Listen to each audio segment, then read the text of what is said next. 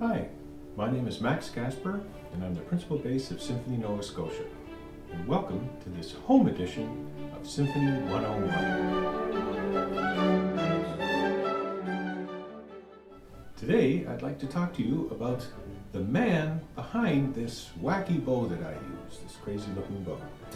Now, in a previous video, we talked a little bit about the differences between bow holds in modern bows. There was the French bow grip, which is held like a violin overhand, although you don't have to be French to use it, and the German bow grip, which was held underhanded. But both of those bows were the wood, the stick, what we call the camber of the bow, which is this profile here. On both of those bows, the profile goes down towards the hair. On this bow, the stick is curved away from the hair. It's an out-curved bow. And generally, all out-curved bows are called Dragonetti bows. And that's because there was an extremely famous bass virtuoso, Domenico Dragonetti, Il Drago, the dragon.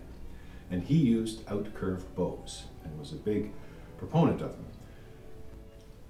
Domenico Dragonetti was born in Venice in 1763, and he very quickly became a well-known musician.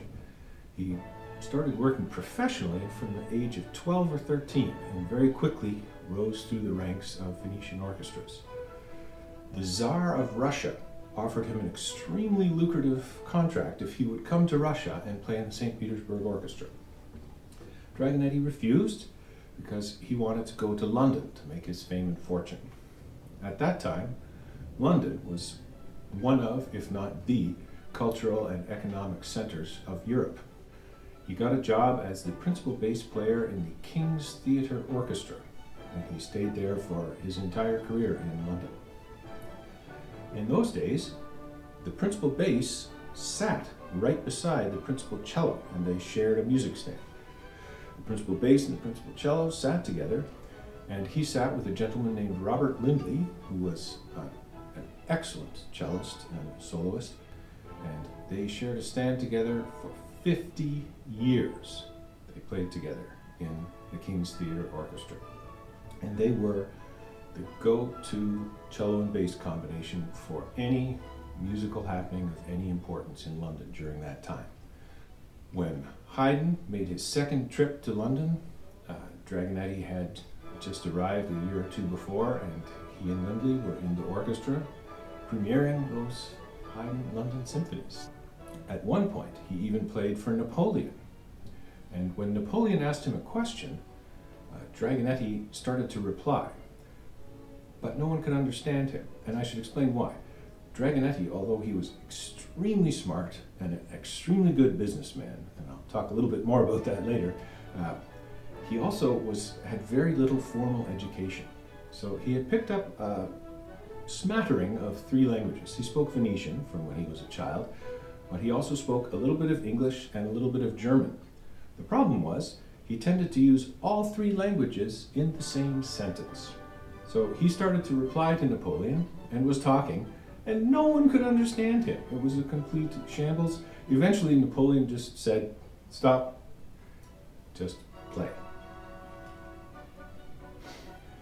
I mentioned Dragonetti was a good businessman, and he was. When he died, he had amassed a fortune. And part of the reason for that was that he was the second highest paid member of the King's Theatre Orchestra, the highest paid being the leader. Dragonetti played duets with the violin virtuoso Paganini, and at one point when he went to Vienna, he met Beethoven. They had known of each other and corresponded, and Dragonetti had arranged to play for Beethoven. Dragonetti had prepared to play one of Beethoven's cello sonatas for him, and Beethoven himself accompanied Dragonetti on the piano.